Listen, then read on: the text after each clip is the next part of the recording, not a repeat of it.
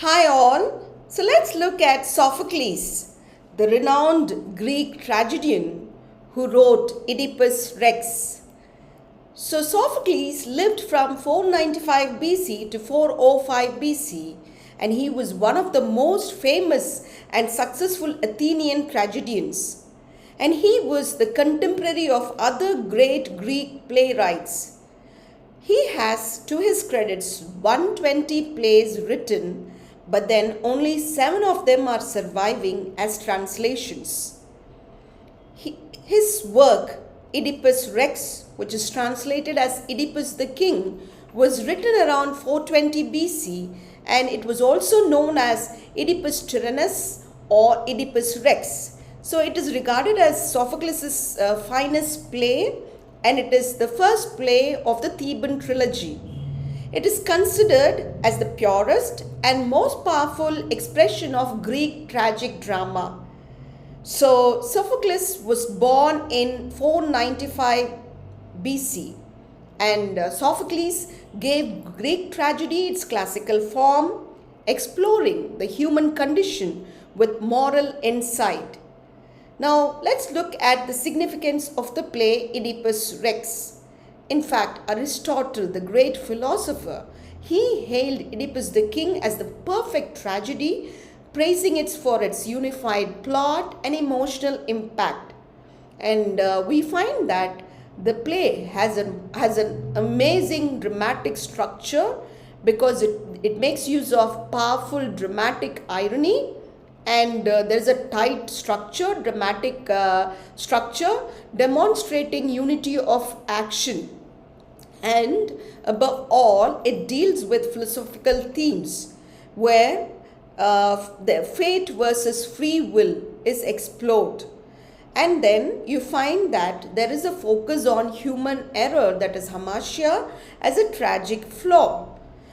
There are also literary innovations such as Sophocles pioneered psychological depth in characters that's really awe-inspiring, and that by doing so he established a model for tragic hero. So maybe all of them based their tragic heroes on Oedipus. Then the play also has a cultural impact. It endures influence on Western literature, and it has universal exploration of human condition, and therefore it's said to be the purest expression of Greek tragic form, and this is a universal acclaim. And what is the background of Oedipus? Oedipus is the king of Thebes. He arrived in Thebes as a stranger, and he saved the city by solving the Sphinx riddle. We all know that Sphinx has the face of a woman, as you see here, body of a lion, and it has wings. And this Sphinx had posed a riddle, and the riddle is this: what walks with 4 legs in the morning, 2 legs in the afternoon, and 3 legs in the evening? And it was Oedipus who solved this problem or this riddle, and he ascended to the throne, and he defeated the Sphinx also. This event is believed to have occurred roughly 15 to 16 years before the play opens. And you find that Oedipus is already married to Jocasta, the widow of the previous king Laius, and Oedipus has become, Oedipus's queen is now Jocasta, and they have established a new royal house in Thebes, and the marriage has both political and personal aspects to it, or rather benefits to it. And they have 4 children, 2 sons and 2 daughters. 2 daughters, Antigone and Ismene, are very noteworthy, and the sons are Eteocles and Polynices. Then what is the structure and the setting of the play? The setting of the play is Thebes. The entire action takes place in Thebes in front of the royal palace. The altars are flanked with the palace doors, and they reflect the religious nature of the drama. Then the citizen seems to be gathering in supplication with laurel branches, symbolizing how desperate they are, and the play follows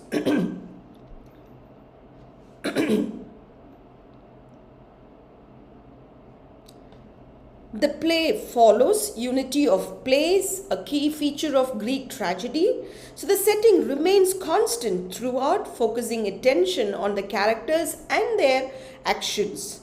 How about the structure of the play? It's a classical one, and the play adheres to the three unities of classical Greek tragedy. That is to say, the unity of place, because the action is confined to one location, that's Thebes. Then the unity of time, because the events unfold within a short period, that is less than 24 hours. Unity of action, single unified plot without subplots, you see.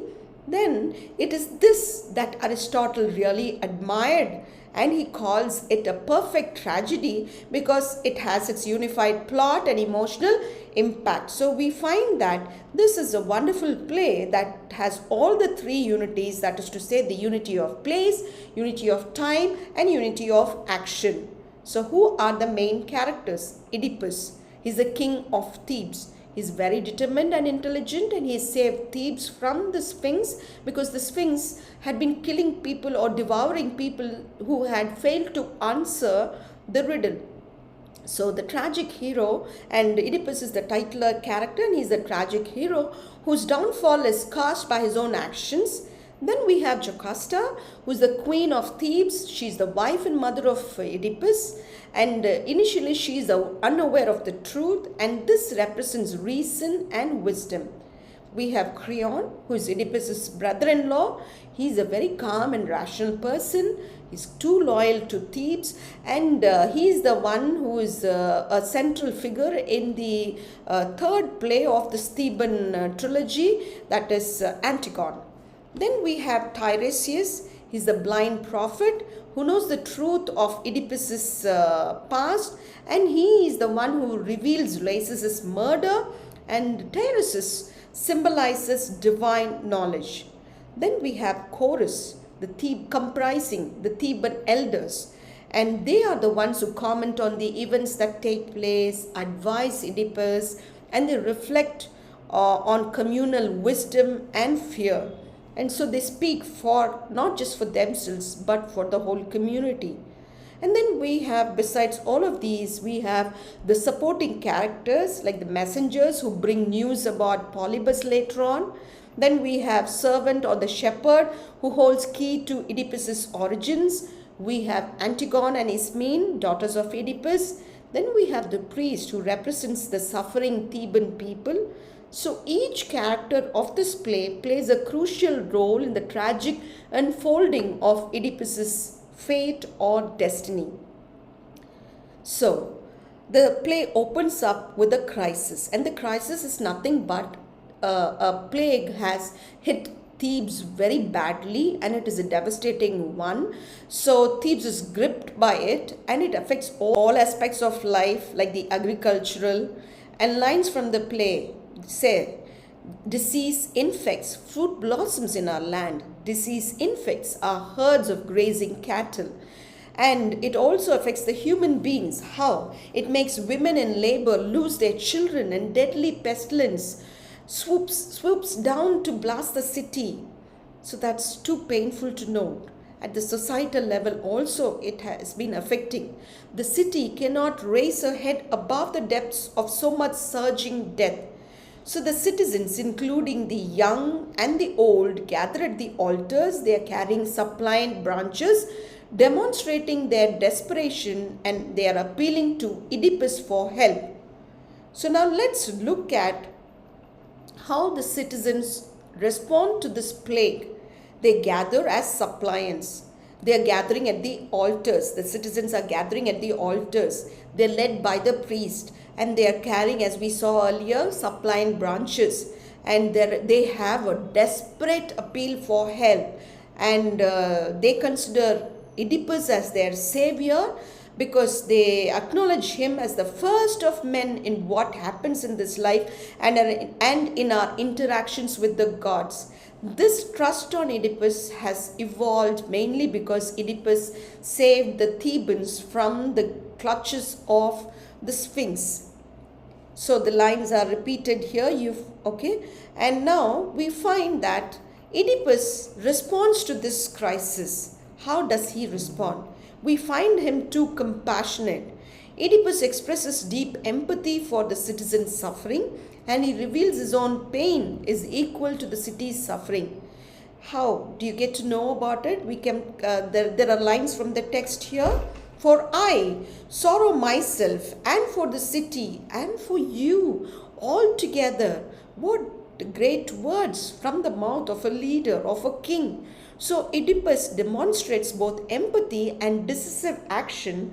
These are qualities that establish him as a caring ruler who's willing to take responsibility, and all the Thebans place their trust on him, they believe in him. And now he doesn't cease with that, rather he proceeds further to take proactive measures. He sends Creon, his brother-in-law, to Delphi to consult the oracle, and he seeks divine guidance to save the city. And the lines here speak of it. But when he comes, I'll be a wicked man if I do not act on all the God reveals. So the oracle reveals something, and Apollo's divine judgment is delivered as a message to Oedipus. Lord Phoebus orders us to drive away the polluting stain this land has harbored. So the problem is the plague. And that plague, these people consider it to be a divine punishment, because this divine punishment has been wrought upon them because of an unpunished crime. So they had gone to the oracle seeking a solution. And the solution given is the pollution must be removed. How? By banishment or atoning for the murder. Now, so there is an unpunished murder. The oracle reveals that. And the crime is, or the murder is, the murder of King Laius. And there are words from the text which says, for blood brings on the storm which blasts our state. So now Creon returns. He comes back from Delphi and he returns with the oracle's message. And he says, good news, these troubles will end up bringing us great benefits. Let's focus on the journey. Laius was traveling to Delphi to consult the oracle, and he was accompanied by his companions who were all killed, and there was only one witness who survived the attack. And you know, this murder did not take place in Thebes, it took place outside Thebes, somewhere abroad.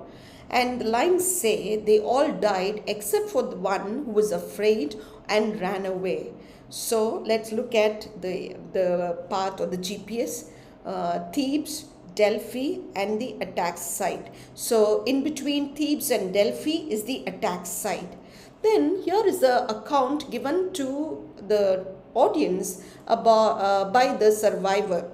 So it is the survivor's account. He told us it was robbers who attacked them, not just a single man, a gang of them. They came on with force and killed him. So the description is that there was a gang of robbers, not a single murderer, not a single attacker, and they used force to commit this crime. And what is the significance of this event or this murder? It shows that the crime was premeditated, not just an impulsive one. So it links to the oracle's prophecy and it sets up the investigation. Now, after knowing all of these things, we find Oedipus is committed to justice.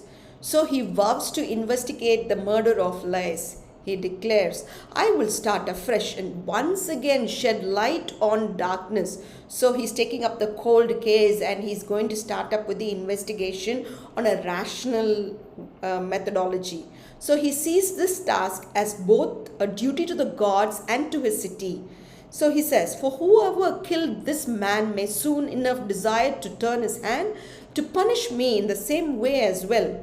Thus, in avenging Laius, I serve myself. So he feels that if there is somebody who's killed Laius, he might even come forward to kill me. So by killing the murderer of Laius, I'm going to save myself, I'm going to serve myself.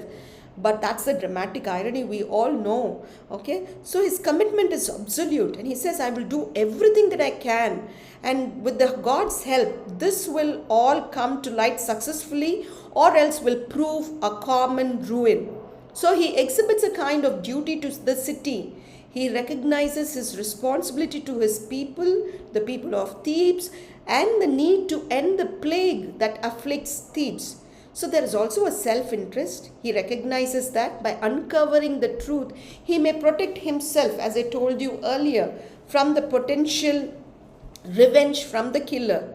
So we see Oedipus not just with determination but with unwavering determination. He's so committed to justice that he demonstrates his tragic flaw. And his tragic flaw is nothing but his relentless pursuit of the truth, which will ultimately lead to his downfall.